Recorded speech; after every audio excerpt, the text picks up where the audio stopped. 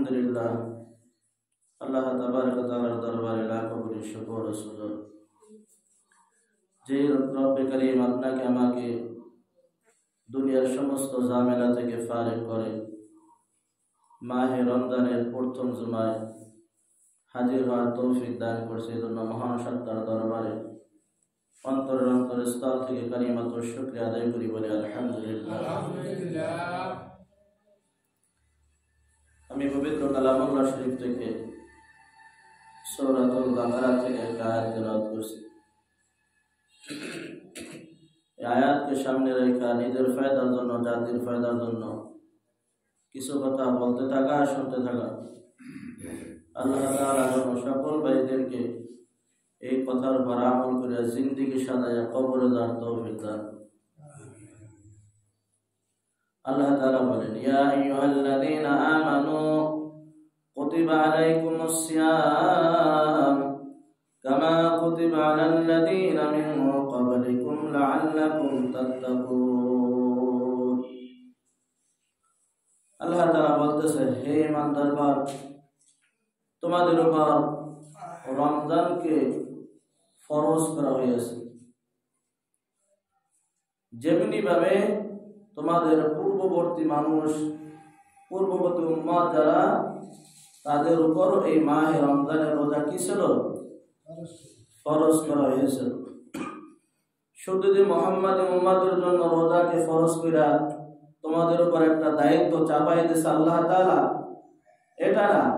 আল্লাহ তাআলা পূর্ববর্তী বাবা আদম আলাইহিস সালাম থেকে যত নবী এই দুনিয়াতে আসছে, যত উম্মত আসছে, কিয়ামত পর্যন্ত যত উম্মত আসবে, তাদের জন্য এই রোজাকে আল্লাহ তাআলা ফরজ করে দিয়েছে। বলেন সুবহানাল্লাহ।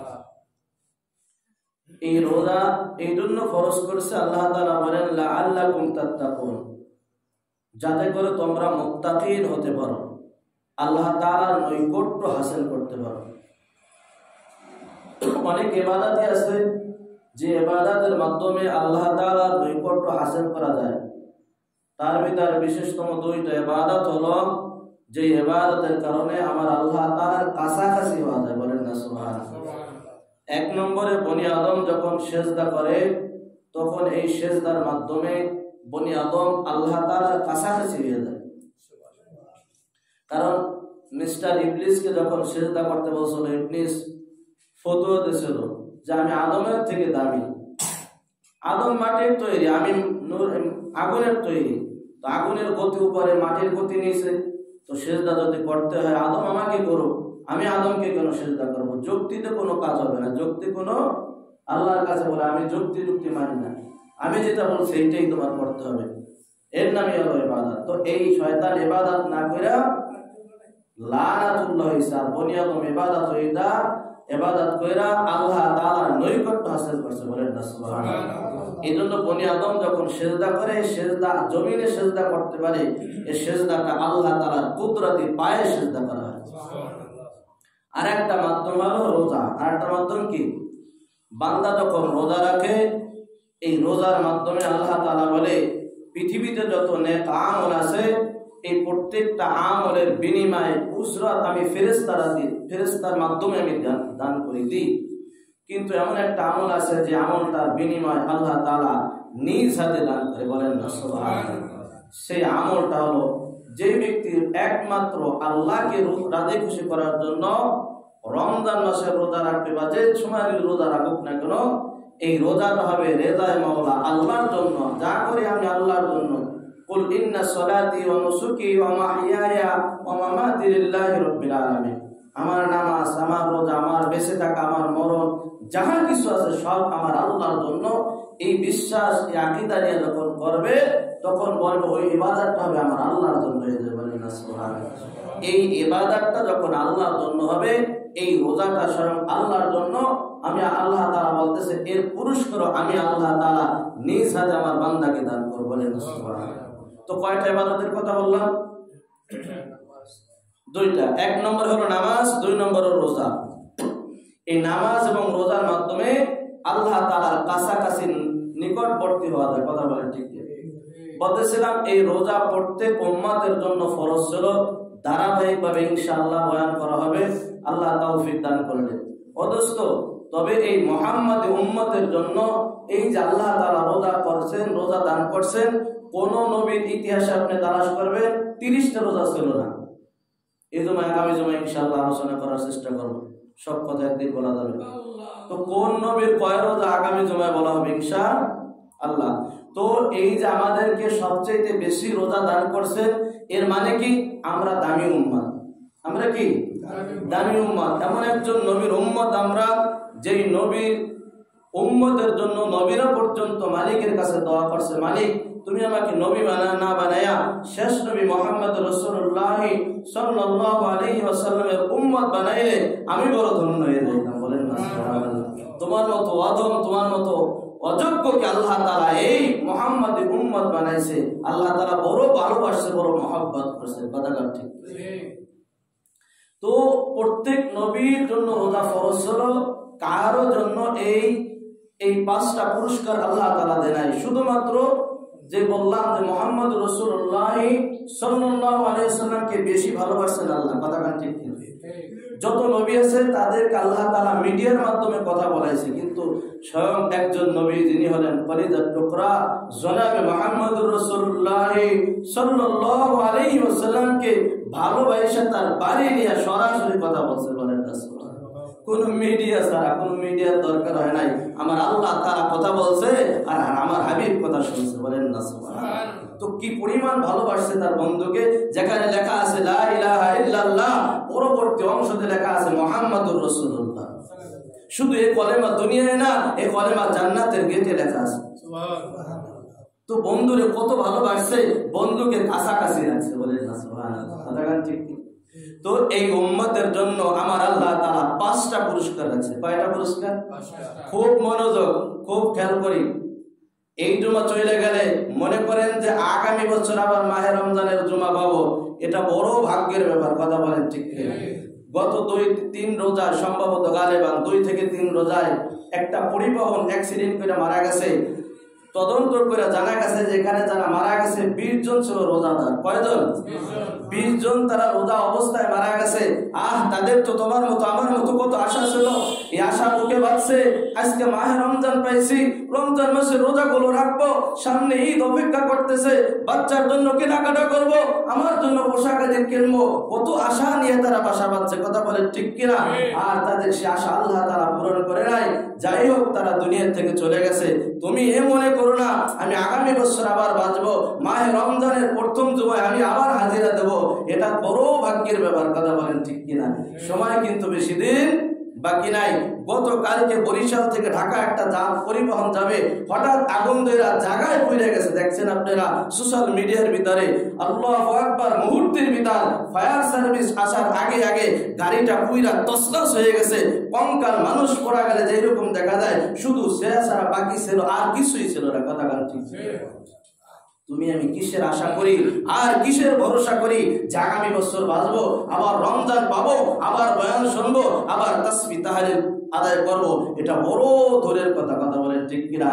নিঃশ্বাসের নাই কোনো বিশ্বাস।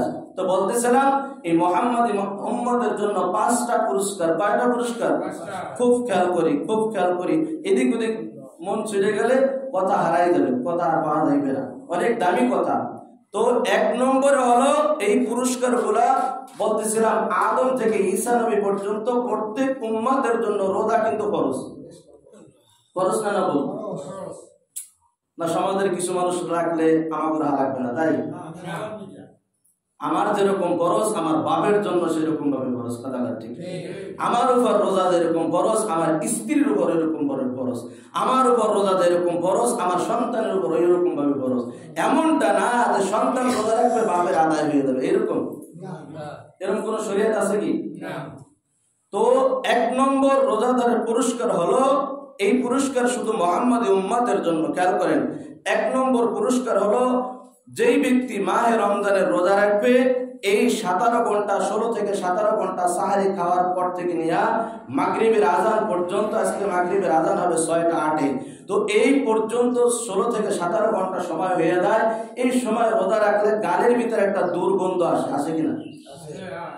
যেহেতু দিনের বিরাজ করা যাবে না, মেসওয়াক করা যাবে, বিরাজ করা যাবে না, বিরাজ করা মাকরুহ, বিরাজ আমরা কেউ করবো না রোজা অবস্থায়। সেহরির পরে করব অথবা ইফতারের পরে করব, অন্য সময় টাইমে করব, শুধু রোজা অবস্থায় দিনের বেলা আমরা বিরাজ করবো না। তো এই যে 16-17 ঘন্টা রোজা রাখার কারণে ভিতরে যে একটা দুর্গন্ধ পাকস্থলীতে সৃষ্টি হইল, আমার আল্লাহ তাআলা বলেন দুনিয়া কোনো মানুষের কাছে না, আমার আল্লাহর কাছে এইটা মেশকে আম্বেরের চেয়েও বেশি কিনা। কয় নম্বর পুরস্কার? দ্বিতীয় নম্বর পুরস্কার হলো পৃথিবীতে যত মাখলুকাত আছে, লক্ষ কোটি কোটি মাখলুকাত আল্লাহ তাআলা বানাইছেন, যা আপনি আমি দেখি না, আপনার আমার চোখের অদৃশ্য কথা বলেন ঠিক। এই মাখলুকাত গর্তের পিপিলিকার থেকে নিয়ে মৎস্যের সমুদ্র পর্যন্ত, মাছ পর্যন্ত, ওই রোজাদারের জন্য সেহরির টাইম থেকে নিয়ে ইফতার পর্যন্ত মাগফিরাতের দোয়া করে। ফেরেশতারা নিষ্পাপ, দোস্ত কথা কান ঠিক কিনা? আপনি আমি গুনাহগার, ফেরেশতারা নিষ্পাপ।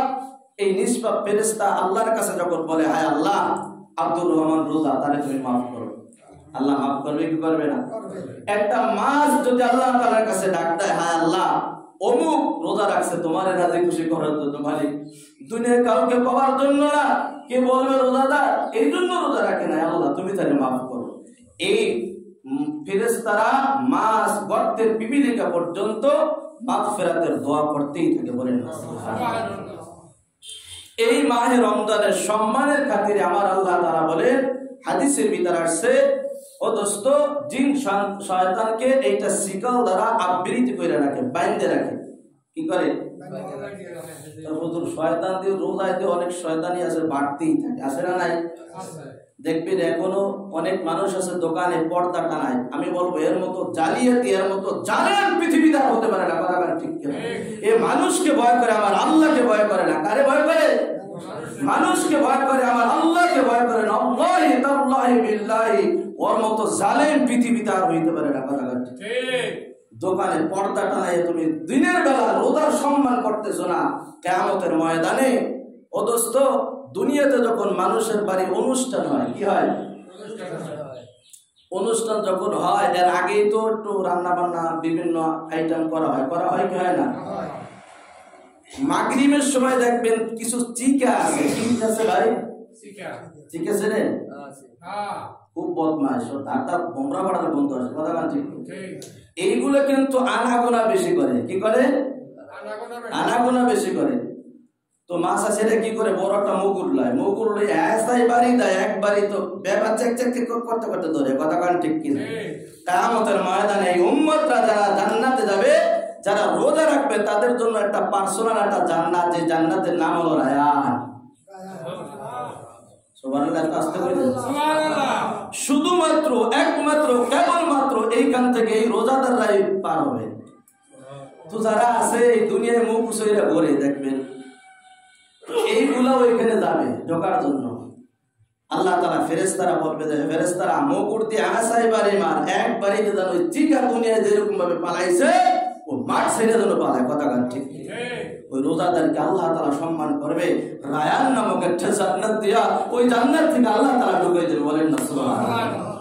এক নম্বরে, 3 নম্বরে বলতেছিলাম যে জিন শয়তানকে আল্লাহ তাআলা বাইন্ধে রাখছে, কথা ঠিক কিনা? এই যে শয়তান ঘরে পায়, মিনাল জিন্নাতি ওয়ান নাস, শয়তান কয় প্রকার? 3 প্রকার। আমি কি 3 প্রকারের কথা কইছি? আমি কইছি 2 প্রকার। মিনাল জিন্নাতি ওয়ান নাস, একটা হলো মানুষ শয়তান, আরটা হলো জিন শয়তান। জিন শয়তানকে মনে করেন লা হাওলা ওয়ালা কুওয়াতা ইল্লা বিল্লাহ বলে সারেন্ডার শেষ, কিন্তু মানুষ শয়তানের যা হইলেও যাবে না, যাবে কি? এই শয়তানকে কি করতে হবে? এই শয়তানের সোজা করার দরকার আছে না নাই? যে যতটুক পারিস যে ততটুক সোজা করবে, কথা বলেন ঠিক কিনা? দোস্ত এরাও তো জান্নাতে যাবে, এরাও তো মুহাম্মাদি উম্মত, এরা প্রকাশ্যভাবে খানা খাইতেছে, আল্লাহু আকবার, শক্তি আছে, হিম্মত আছে। এবার দুনিয়া বড় না আখিরাত বড়? দুনিয়া তো 60-70 বছর, এর আগেও তো শেষ হয়ে যায়, তাই কি যায় না? যায়। কিন্তু অনন্ত অসীম যে আখিরাত দরকার, সেইটা প্রয়োজন বেশি না দুনিয়া প্রয়োজন বেশি? আমরা তো ওইটার পিছিয়ে রাখছি, দুনিয়া আগে রাখছি। দুনিয়া আগে আখেরাত পিছে। দুনিয়া করতে পারলে আখেরাত করতে পারলে করব, না করতে পারলে নাই, দুনিয়া আমার দরকার। কথা ঠিক। তাই এই জন্য প্রতিযোগিতা চলতেছে। দুনিয়া কে কত কামাই করতে পারে, কে কত কামাই করতে পারে। আমার আল্লাহ তাআলা বলেন আলহাকুমুত তাকাসুর হাত্তা যুরতুমুল মাকাবির কাল্লা সাওফা তা'লামুন। এই দুনিয়া করতে একদিন কবরে চলে যাবে। কে যাবে?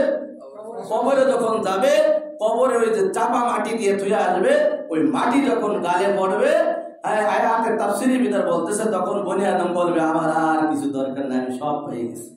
তো এই বনি আদমের পেট একমাত্র কবরের মাটি ছাড়া কিছুতেই ভরবে কথা কয় না, ভরবে না। কথা ঠিক। দুনিয়া বাবা থাকার জায়গা না, আমরা কেউ থাকতে পারবো না। এমন কোন দিন নাই, এমন কোন সময় নাই, এমন কোন মুহূর্তে নাই যে সময় মৃত্যুর ঘোষণা আসে। কথা ঠিক। তোমার আমার মৃত্যু কোন দিন যেন মাইকে বইলা দেয়, আর মুয়াজ্জিন সাহেব মাইকে এলান দিয়ে দেয় অমুক ভাই আর দুনিয়াতে নাই। কথা ঠিক। 3 নম্বরে কি পুরস্কার? জিন শয়তানকে আল্লাহ তাআলা বাইন্ধে রাখবে শিকল দ্বারা, যাতে কোনো আকাম কুকাম না করতে পারে। আর একটা ছোট মিসাল দিলে বুঝতে পারবেন এই শয়তান বান্দার কারণ হলো, এই শয়তান একটা ঘড়ি যদি আমি কিনি, সাপোজ আমার এই ঘড়িটা গেছে বার ইস্তেমার সময় কিনছি, 1 বছর ওয়ারেন্টি দিয়েছে, জাস্ট সেই টাইমেই আমার ব্যাটারি অফ হয়ে গেছে। 1 বছর হুজুর আপনার ঘড়ির ব্যাটারির মেয়াদ 1 বছর। দেখা যায় যে এই 1 বছর দিলে কিছুদিন আবার একটু বেশি চলে কি চলে না? ওই শয়তান 11 মাস গুতাইছে, ওই গুতার টেরার কারণে রমজান মাসে গুতাই নিয়ে যাবে। কথা বুঝেন না? বুঝেন? কথা বুঝে আসছে কিনা? তো 4 নম্বর পুরস্কার আমার আল্লাহ তাআলা জান্নাতকে সুসজ্জিত করতে থাকে। বলেন না সুবহানাল্লাহ। জান্নাতের হুরদে বলতে থাকে আমার আল্লাহ ডাক দিয়ে বলে মোর আজকে একটা নতুন শাড়ি পর, আর একটু সুন্দর ভাবে সাজ। আল্লাহ এত সাজুগুজু কার জন্য করবো? কয় তোর নওয়াজ আসতেছে, তোর বর আসতেছে। বলেন না সুবহানাল্লাহ। ও ভাই দুনিয়াতে একটা স্ত্রী, 2 স্ত্রী হইলে মুসিবত, 3টা হইলে তো আরো মুসিবত, 4টা হইলে তো সমাজের মানুষই তোমার ঘৃণা করবে। কয় ওর চরিত্র খারাপ, ও 4টা বিয়ে করছে। আমার আল্লাহ তাআলা বলতেছে মাসনা সুলুসা ওয়া রুবা, প্রথমে তুমি 2 বিবাহ করো, এরপরে 3, তার 3 নম্বরে 4 নম্বর 4টা বিবাহ করো। কথা গান ঠিক কিনা? 2 বিয়ে বললে 5 বেলা নামাজ যদি পড়ে, ইমাম সাহেব যদি করে, ওরে ইমাম সাহেবের চরিত্র খারাপ। কথা গান ঠিক। কত মানুষ যে জেনা করতেছে অবৈধভাবে, আরে বেটা হালাল তরিকায় হালাল ভাবে করতেছে, এটার সমালোচনা নাই, ওইটার সমালোচনা, এইটার সমালোচনা আছে। কথা গান ঠিক। ইসলাম কোন দিক দিয়েছেন, কোন দিকে আপনি ধরবেন? কথা বলেন ঠিক। আল্লাহু আকবার। অসংখ্য অগণিত ফেরেশতারা এই জান্নাতে তোমাকে আমাকে মেহমানদারি করাইবে, হুর দেওয়া হবে। আল্লাহু আকবার। বর্ণনা দিতে গেলে সময় হাতে থাকবে না। যে হুরের লালা একটু স্যাপ যদি দুনিয়ায় বানানো হয়, পৃথিবীর জমিনে যত পানি আছে সমস্ত পানিগুলো মধু হয়ে যাইবে। বলেন না সুবহানাল্লাহ। আল্লাহু আকবার, আল্লাহু আকবার। তাদের চুল এত সুন্দর হইবে, একটা চুল যদি এই দুনিয়ায় বানানো হয়, এই চুলের কারণে আল্লাহু আকবার, এই রোশনের কারণে সব কিছু আলোকিত হয়ে যাইবে। আল্লাহু আকবার। অসংখ্য আদর্শ নিয়ামত আমার আল্লাহ তাআলা জান্নাতের ভিতর তোমার আমার জন্য রাখছে। ও আদম, শুধুমাত্র কেবলমাত্র 16 থেকে 17 ঘন্টা, শুধুমাত্র 70 থেকে 80 বছর সময়টা, এই সময়টা তুমি কাজে লাগাও। অনন্ত অসীম কবরে বসে তুমি আমার আল্লাহর নিয়ামত ভোগ করবা। 5 নম্বর পুরস্কার হলো আল্লাহ তাআলা এই রমজানের খাতিরে, সম্মান করার খাতিরে আল্লাহ তাআলা জাহান্নামকে বন্ধ করে রাখছে। জাহান্নামের আযাব আর গজবগুলো সব এখন স্থাপিত, সব কিছু বন্ধ করে রাখছে। এটা শুধু মুহাম্মাদি উম্মতের জন্য। ও দোস্ত, অন্য কোন উম্মতের জন্য কিন্তু এই 5 পুরস্কার ছিল না। কথা বলেন ঠিক না? এরপরেও যারা কবল পড়াইয়া জাহান্নামে যাবে, আমি বলবো এর মতো আদম আসমান আর জমিনের নিচে আর একজন হতে পারে না। কথা বলেন ঠিক। এই সুবর্ণ সুযোগ কেউ ছাড়তে পারে? বলেন পারে না। যাই হোক অদস্তর বুজুর্গ, আল্লাহ রাসূল যখন জীবনের প্রথম রমজান পাইলেন, আল্লাহু আকবার কাবীরা, খেয়াল করেন আমার দিকে, প্রথম মেম্বারে যখন পা রাখলেন রাসূল বললেন আমিন, দ্বিতীয় সিঁড়িতে যখন পা রাখলেন তখন বললেন আমিন, তৃতীয় সিঁড়িতে যখন পা রাখলেন তখন বললেন আমিন। সাহাবীরা নামাজ কমপ্লিট শেষ, রাসূলের কাছে জিজ্ঞাসা করলো, ইয়া রাসূলুল্লাহ, ইয়া হাবিবাল্লাহ, মা হাযা শাই, এই যে তিনবার আমিন আমিন বললেন, এর তরজমা কি, এর ব্যাখ্যা কি আমাদেরকে একটু বলবেন কিনা? দীর্ঘদিন যতদিন নামাজ পড়ছে আপনার পিছে কোনদিন আপনি আমিন আমিন বলেন নাই, কারণ কি এখন যে তিন জায়গায় আমিন বলেন তার কোনো রহস্য আছে না নাই? অবশ্যই রহস্য আছে। আল্লাহ রাসূল বলতেছে, হ্যাঁ আমার সাহাবীরা শোনো, আমি যখন প্রথম সিঁড়িতে পা রাখলাম তখন জিবরিল আলাইহিস সালাম আমার সামনে আসছে। বাবুল জিবরিল গেলে এসে বলতেছে, ইয়া রাসূলুল্লাহ, ইয়া হাবিবাল্লাহ, আপনার ওই সমস্ত উম্মত ধ্বংস, আপনার ওই সমস্ত মহিলারা, ওই সমস্ত নরনারীরা ধ্বংস যারা নাকি মাহে রমজান মাস পাইল, মাহে রমজান মাস পাওয়া সত্ত্বেও আমার মালিককে রাজি করতে পারল না, আমার মালিককে রাজি করে জীবনের গুনাহগুলো মাফ করাইতে পারল না, ওই উম্মত ধ্বংস হোক। আপনি বলেন আমিন।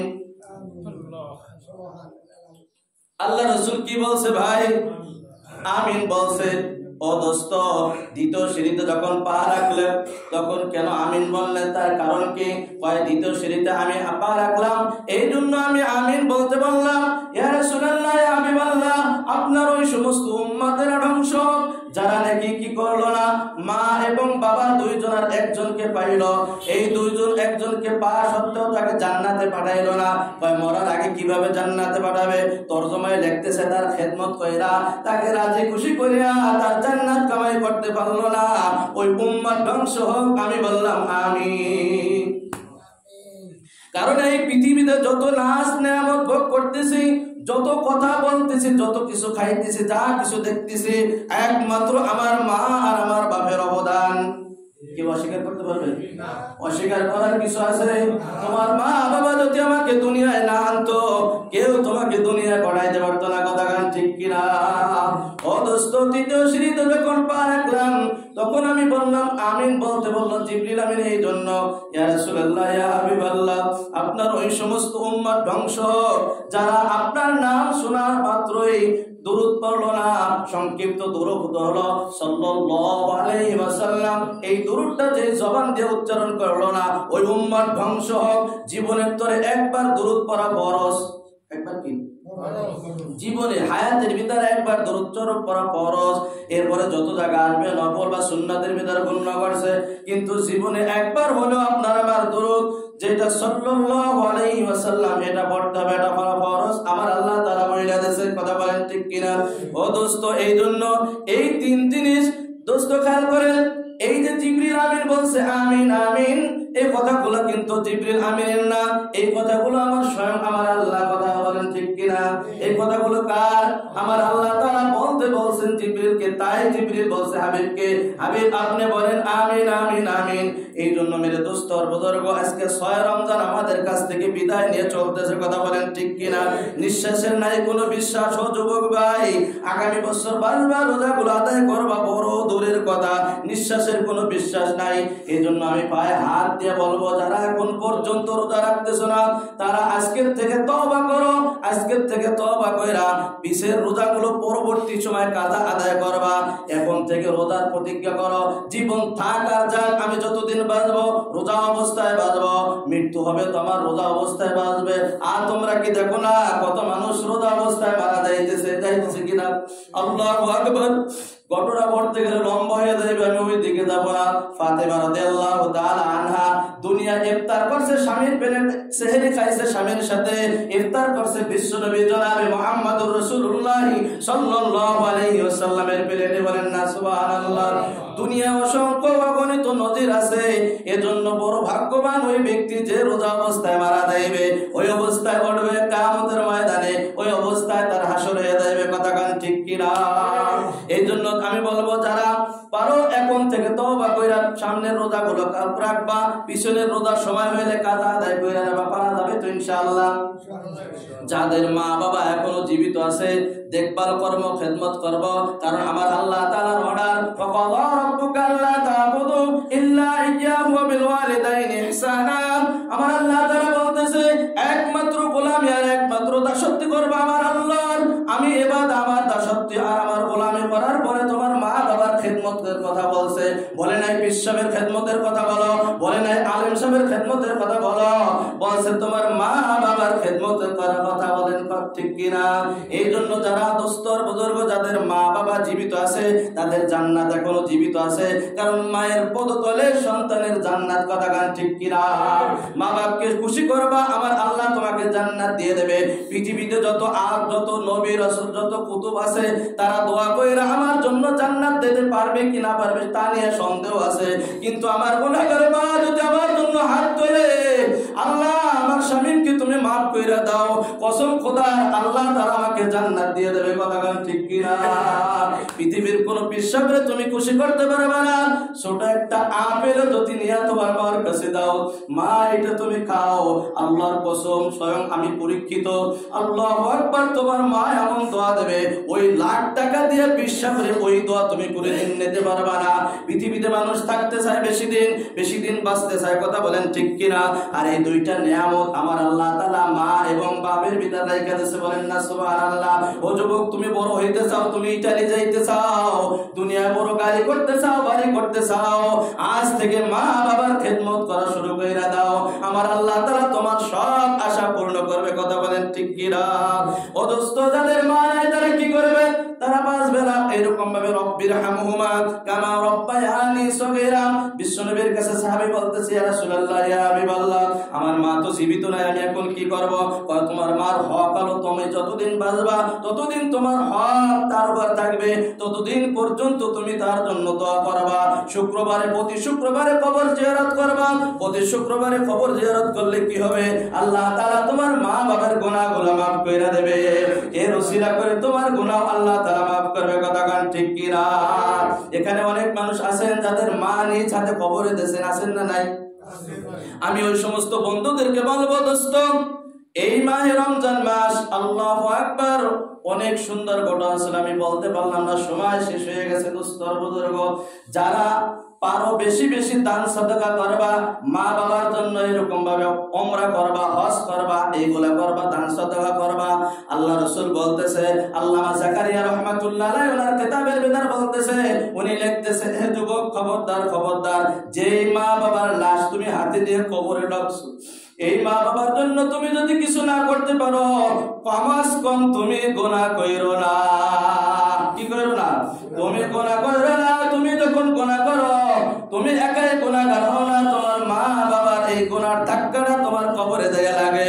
আল্লামা জাকারিয়া রাহমাতুল্লাহ আলাইহি কিতাবের ভিতর বলতেছে, খবরদার যুবক, তোমার পায়ে হাত রেখে আমি বলতেছি, মা বাবার জন্য কিছু করতে পারো আর না পারো, কমাস কম তুমি গুনাহ কইরো না। তুমি গুনাহ করলে তোমার গুনার ধাক্কা কবরে লাগে। পক্ষান্তরে তুমি যখন ইবাদত করো, দোয়া করো চাই না করো, হাত উঠাও চাই না উঠাও, এটা কোনো দরকার হয় না, প্রয়োজন মনে করে না, আমার আল্লাহ তাআলা এই সব এর একটা অংশ তোমার মা বাবার কবরে পৌঁছে দেয়। পারা যাবে তো ইনশাআল্লাহ? আল্লাহ তাআলা যতদিন বাঁচবো মা বাবার জন্য খাস করে দোয়া করব। এ মা বাবা তোমাকে আমাকে যে ভালোবাসা দিয়েছে, পৃথিবীতে এমন কোনো মানুষ নাই, এমন কোনো নজির নাই এই ভালোবাসা দেবে। মা বাবা তোমাকে আমাকে স্বার্থ ছাড়া ভালোবাসতে, কথা বলছি। পৃথিবীতে যত বান্ধব বন্ধবী যাহা কিছু আছে না কেন, সবাই ভালোবাসে স্বার্থের জন্য, কথা গান ঠিক কিনা? আমার বিবি আমাকে মহব্বত করে, আমার স্বার্থের জন্য মহব্বত করে, আমার স্বার্থ যেদিন ফুরাই দেবে আমার বিবি আমাকে লাথি দিয়ে ফেলাই দেবে, কথা গান ঠিক। এই জন্য পৃথিবীতে দুইজন আছে স্বার্থ ছাড়া, এক নম্বরে মা, দুই নম্বরে হলো বাবা, কথা বলেন ঠিক কিনা? আমি আর লম্বা করবো না দোস্ত, যে কথাগুলো বললাম, মাহে রমজানের প্রথম জুমা আমাদের কাছ থেকে বিদায় নিয়ে চলতেছে। আল্লাহ তাআলাকে রাজি খুশি কইরা দুনিয়া যতদিন বাঁচবো, আল্লাহ মুসলমান হিসাবে বাঁচতে পারি, আল্লাহ তৌফিক দান করুক, বলেন আমিন। বাকি রোজা তারাবিগুলো সুন্দরভাবে আদায় কইরা পুত ও পবিত্র হইয়া গুনাহগুলো মাফ করাইতে পারে, আল্লাহ তুমি কবুল করো, বলেন আমিন। ওয়া আলাইনা ইল্লাল বালাগ। আসসালামু আলাইকুম।